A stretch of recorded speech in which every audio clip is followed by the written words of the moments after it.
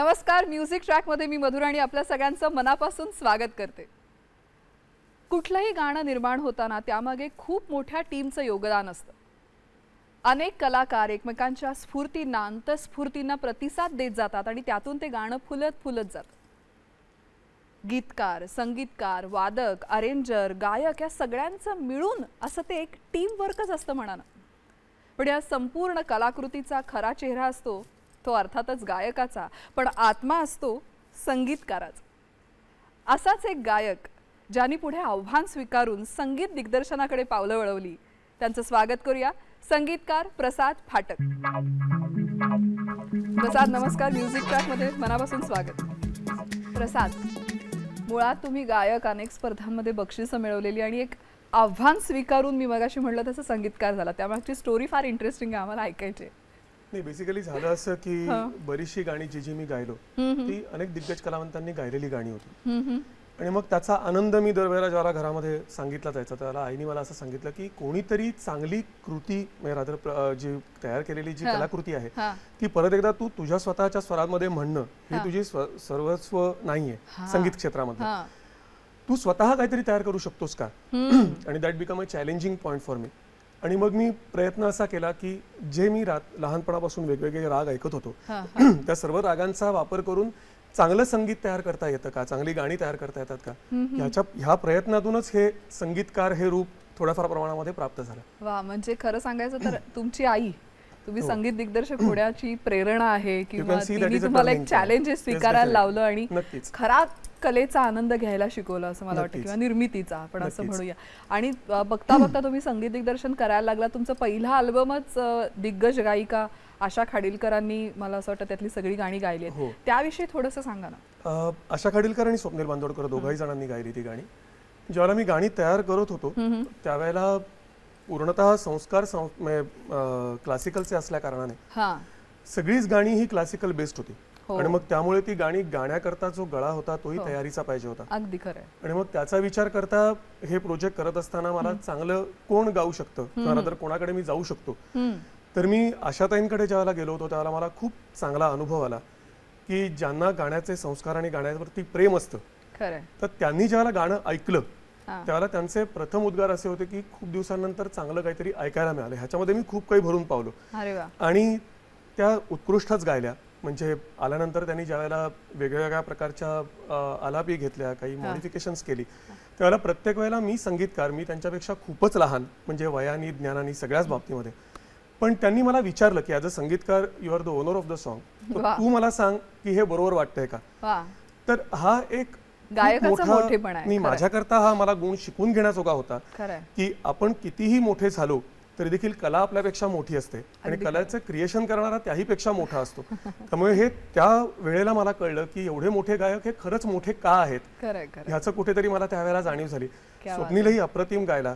त्यातलंच एखादं गाणं आम्हाला एपिसोडच्या सुरुवातीला ऐकायला आवडेल। नक्कीच, ते गाणं आशाताईंनी गायलं होतं, ठुमरी होती ती, का असे येता आणि जाता ये न काही सांगता। भिन्न षड्जामध्ये मी बांधायचा प्रयत्न केला, तो त्यांनी उत्कृष्ट पद्धतीने गायला, मी प्रयत्न केला, त्यांनी उत्कृष्ट पद्धतीने सादर केला। कोण ऐकणार आहे? शार्मली सुकटणकर आज आपल्या बरोबर आहे, ती ऐका।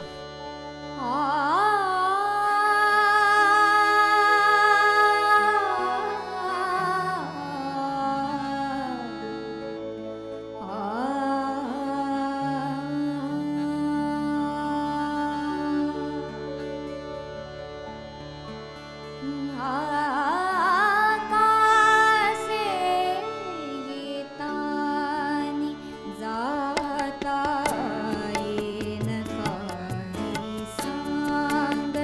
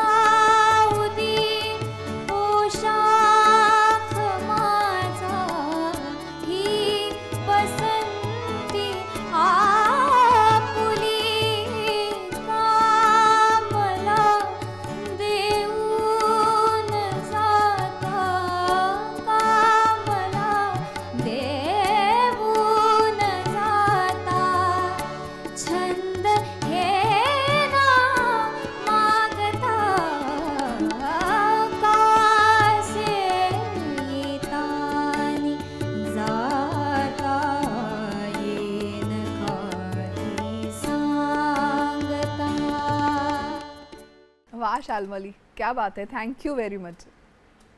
वा प्रसाद, फारच अप्रतिम कॉम्पोजिशन आणि एक तर हा रागच फार सुंदर आहे आणि हे कंपोजिशन शब्द फारच उदी पोशाख माझा, हा मला असं वाटतं की हे विशेषण मी पहिल्यांदाच ऐकलंय, उदी पोशाख. रूपकात्मक अलंकार हा आपण शाळेत शिकलोय, पण तो कवितेमध्ये इतक्या उत्कृष्टपणे मांडण्याची क्षमता ही फक्त कवीकडेच असू शकते. हे गाणं ओरिजिनल ज्या वेळेला केलं गेलं त्यावेळेला जवळजवळ 8.5 मिनिटाचं मोठं गाणं आहे की टिपिकल त्यांनी बैठकीचं गाणं या दृष्टिकोनातून त्यांनी ते सादर केलं होतं. अशा तसंच रेकॉर्ड केलं आणि ते तसंच आम्ही रेकॉर्ड केलं होतं, कारण मला ती तशीच सीडी तयार करायची होती.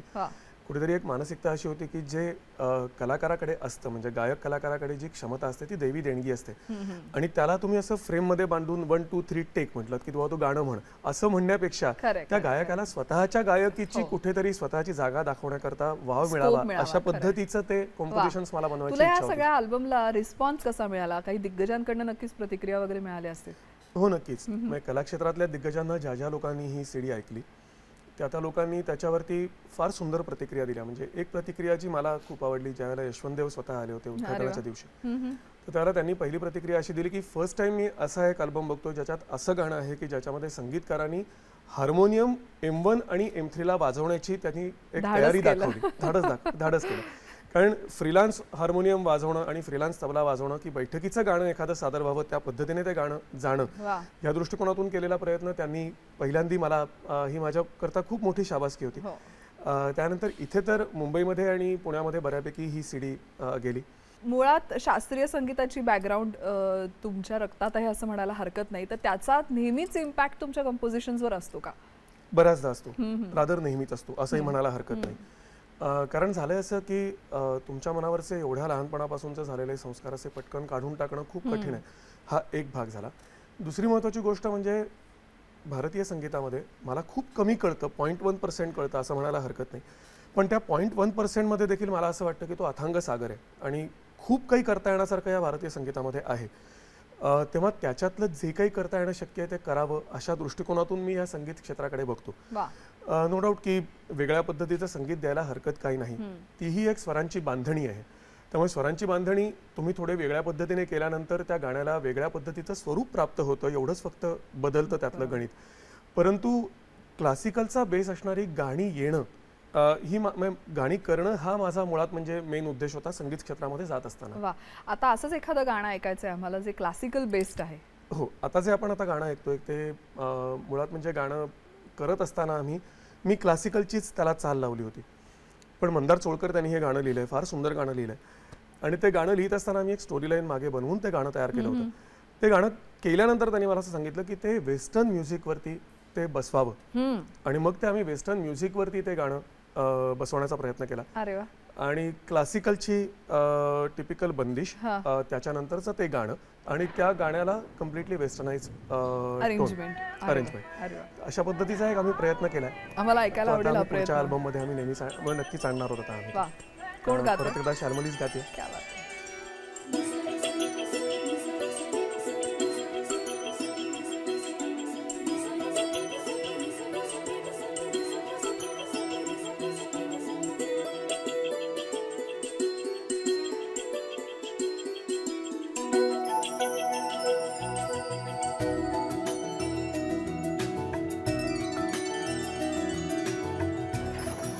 घुमड़ आए बदरा ना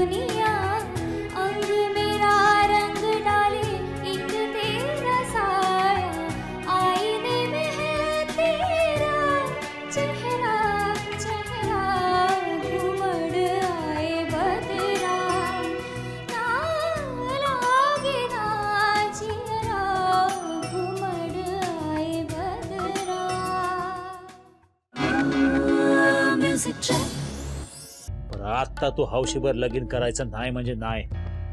आणि समजा मी तुझं म्हणणं ऐकलं नाही तर मी समजन तू माझा घात केलास. कृष्णा काठच्या कथा शनिवारी दुपारी 3:30 वाजता.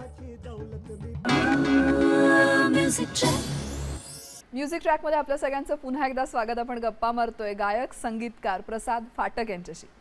प्रसाद, जसं मी मगाशी म्हटलं तसं गायक म्हणून तुमची खरं तर करिअरला सुरुवात झाली. 4थीत असताना अगदी HMVच्या स्पर्धेमध्ये पहिलं बक्षीस मिळालं होतं आणि नौशादजींनी असं म्हटलं होतं की 15 वर्षात मी तुला मोठा गायक बनवून दाखवीन. तर तेव्हा कुठलं गाणं म्हटलं होतं तुम्ही आणि त्या ऑफरचं काय झालं? नाही, त्यावेळेला दयाघना हे गाणं होतं. ओ बापरे, 4थीत असताना. आणि ते गाणं ऐकून झाल्यानंतर बक्षीस ज्या वेळेला समारंभ संपला त्यावेळेला आमच्याकरता एक छोटं जेवणाची अशी काहीतरी त्यांनी व्यवस्था, सगळी लहान मुलं होती त्यामुळे मग जेवणाची व्यवस्था वगैरे ठेवली होती. आणि त्यावेळेला नौशादजींना मी नमस्कार केला होते त्यावेळेला. तर त्यांनी असा हात धरला माझा आणि ज्या वेळेला आई वडील बाजूला होते तर त्यांना पटकन त्यांनी विचारलं की एक काम करो, इस बच्चे को यहीं पे छोड़ के जाओ, 15 साल के बाद मैं उसको गायक बना के वापस भेज दूंगा.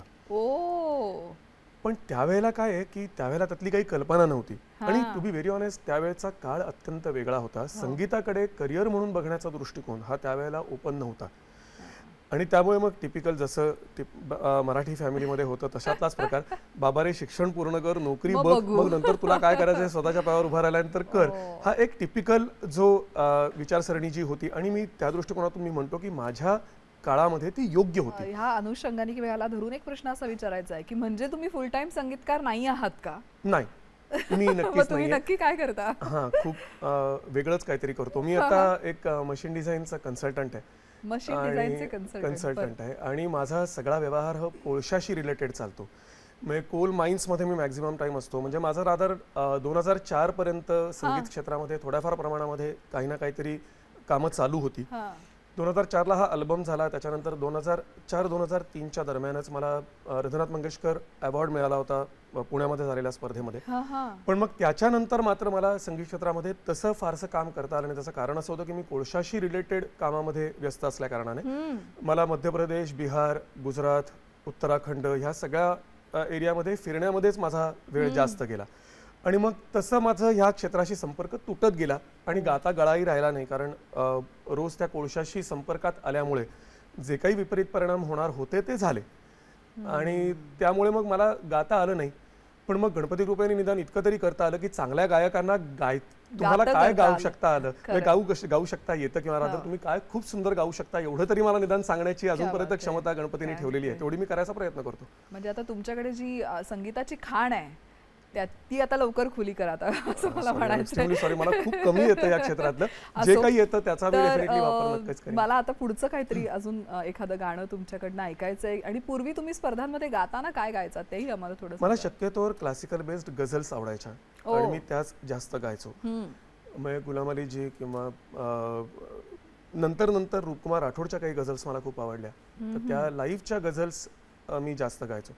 आणि टिपिकल गझल्सना प्रॉब्लेम असा असायचा की 3 मिनिटात तुमचं गाणं पूर्ण झालं पाहिजे आणि ते मला कधीच पटलं नाही. त्यामुळे मी बसतानाच सांगायचो की तुम्हाला मार्क कापायचे तर कापा, पण मी 5 मिनिटं गाणार, कारण शेअर झाल्याशिवाय गझल गाण्यात अर्थ नाही. हा जो एक टिपिकल जो ॲटिट्यूड थोडासा होता किंवा जी एक माझी संगीताकडे बघण्याचा दृष्टिकोन होता तो दृष्टिकोन कायम ठेवायची मात्र मी माझ्या संगीतात प्रयत्न नक्की करतो की गायकाला गाण्याची मी संधी देतो. गायक म्हणून जेव्हा गझल अट्रॅक्ट करत होते अर्थात संगीतकार म्हणूनही करत असतील. नक्कीच. तर मग गझल्स केल्यात की नाही कंपोज? हो, मी गझल केल्या. 2004च्या अल्बममध्ये स्वप्नीलनी अप्रतिमरित्या त्या सादर केल्या. आज अनफॉर्च्युनेटली स्वप्नील अवेलेबल नव्हता त्यामुळे तो येणं शक्य नव्हता. त्यामुळे मला जे जमलं त्या आवाजामध्ये मी तो गाण्याचा आजच्या कोळशाच्या आवाजामध्ये ऐकण्याचा मी प्रयत्न करतो. नक्की.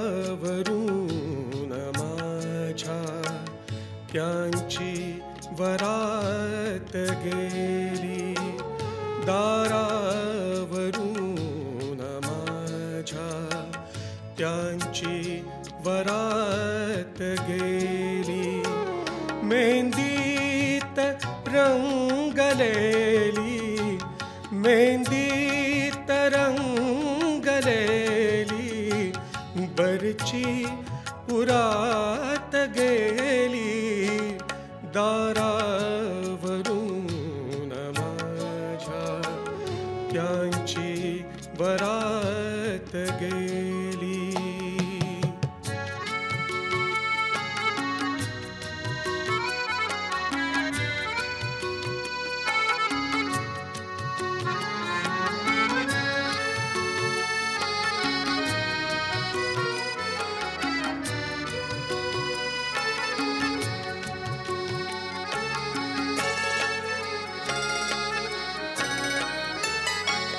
नगरात आज त्यांच्या आहे म्हणे दिवाळी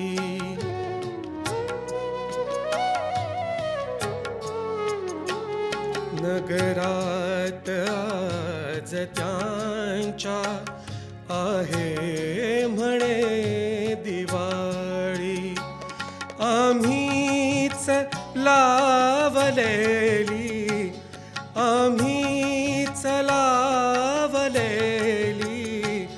पण ती धुरात गेली दारावरून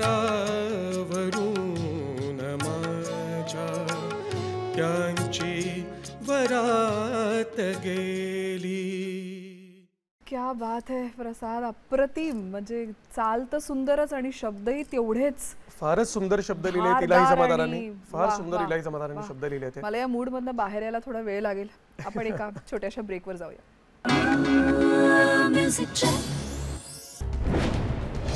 या सगळ्यात तुझं नाव कुठेही असेल ना तर तू गेलास. एक धागा आम्ही तिघी दर रविवारी दुपारी 3:30 वाजता.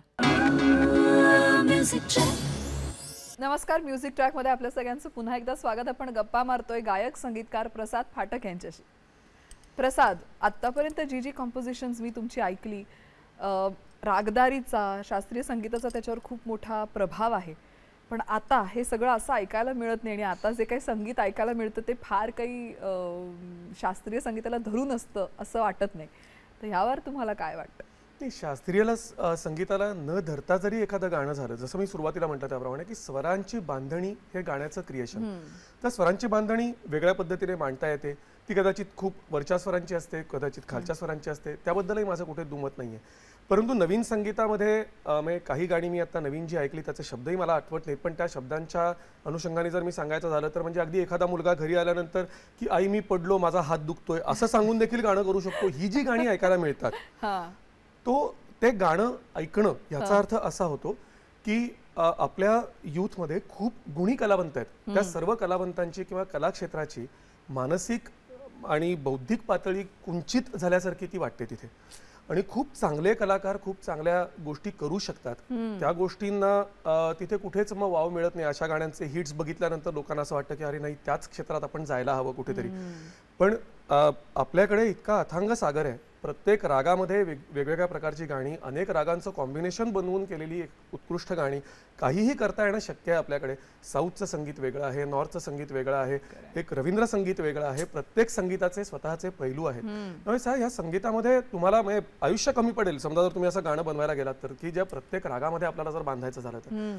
त्यामुळे नवीन संगीत चुकीचं आहे असं मी म्हणत नाही, परंतु शब्दाचं सामर्थ्य न दाखवणारं, स्वरांचं सामर्थ्य न दाखवणारं आणि फक्त इन्स्ट्रुमेंटेशन ऐकवणारं गाण्याला गाणं म्हणता येईल असं माझं तरी मत नाही. तुम्ही तुमच्या संगीतामध्ये किंवा दृष्टिकोनामध्ये काही बदल घडवलेत का? आणि आता नवीन तुमचं काहीतरी आम्हाला ऐकायलाही आवडेल. हो नक्कीच. आता जो नवीन अल्बम जो आता आम्ही करतो आहोत त्याच्यामध्ये कम्प्लिटली वेस्टर्न टाईपची गाणी आहेत, ज्याला फ्युजन म्हणता येईल अशा टाईपची गाणी आहेत.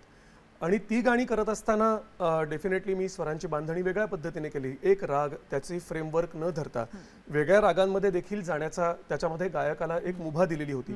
आणि ते गाणं बांधत असताना नक्कीच म्हणजे स्वर आणि शब्द या दोन्हीचं जी त्यांची स्वतःची जी महत्व आहे त्याला कुठेही आडपडदा न करता ते चांगल्या पद्धतीने मांडले जावेत अशा पद्धतीचं संगीत नक्कीच आता नवीन प्रकारे मी करायचा प्रयत्न केला. आता काय ऐकत आहे? आता एक वेगळा फॉर्म, जसा तुम्ही आता मला विचारला त्याप्रमाणे एक कोळी गीत आम्ही बसवलेलं होतं. अरे वा. आणि ते कोळी गीतही मंदार चोळकरनीच लिहिलेलं आहे.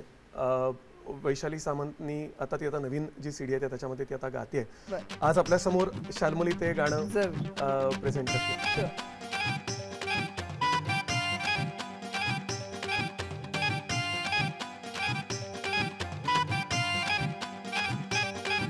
अशी हातात नाही मी येणार तुमच्या, नको करू येड्यावानी. हजार आले हजार गेले, साऱ्यांना पाजे न पाणी. गुलाबी गालाची शराबी डोळ्याची चमचमती मासोली मी. कोर कोळ्याची कोर चंद्राची राणी दर्याची. कोर कोळ्याची कोर चंद्राची राणी दर्याची.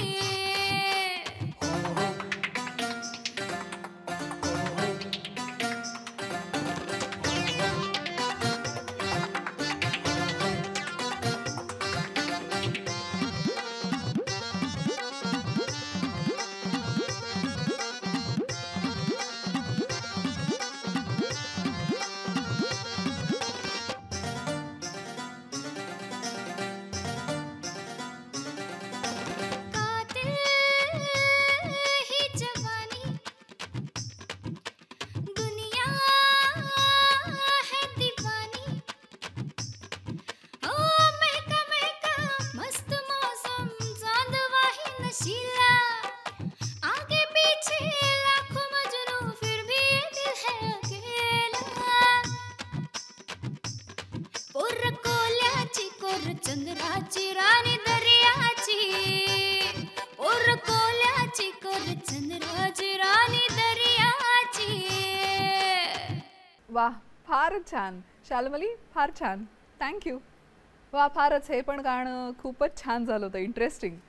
आता आपल्या एपिसोडची वेळ संपत आली आहे, तर आमच्या मनापासून शुभेच्छा आहेत तुम्हाला तुमच्या संपूर्ण कारकिर्दीला. आणि असंच संगीत करत राहा आणि छान छान आम्हाला ऐकवत राहा. पण त्याआधी काय फ्युचर प्रोजेक्ट्स आहेत तेही ऐकायचं. फ्युचर प्रोजेक्टमध्ये आता आम्ही एक जो नवीन अल्बम तयार करतोय तो स्त्रियांशी रिलेटेड कम्प्लीट अल्बम आहे. बरं. त्याच्यामध्ये एक अल्लड वयातली मुलगी जी कॉलेजमध्ये आहे, तिच्या मनातले येणारे विचार, मग ती प्रेमात पडल्यानंतर तिचे विचार, प्रेमात पडून लग्न झाल्यानंतर तिचे बदलते विचार, लग्नानंतर करिअर का घर ह्या विषयावरचे तिचे विचार, आणि मग नंतर ती एक स्त्री म्हणून समाजाकडे बघत असताना ज्यावेळेला अशा काही दारुण घटना घडतात स्त्रियांच्या बाबतीमध्ये, त्यावेळेला ती एक स्त्री म्हणून काय विचार करते हे सांगणारं एक गाणं. अशा 5 ते 6 गाण्यांचा असा नवीन अल्बम आता इंटरेस्टिंग आहे, फारच इंटरेस्टिंग आहे. आज त्यातलं एक गाणं मी आज घेऊन आलेलो आहे, जे ऍसिड अटॅक झालेल्या व्हिक्टिमच्या मनातली व्यथा सांगणारं असं एक गाणं आहे, जे समीर सामंत यांनी लिहिलेलं गाणं आहे ते. आणि ओरिजिनल गाणं ते अन्वेषा दत्ता गुप्ता म्हणून गायिका आहे, तिने गायलेलं आहे. वा, आम्हाला ऐकायला जरूर आवडेल. नक्कीच. भोर भये अब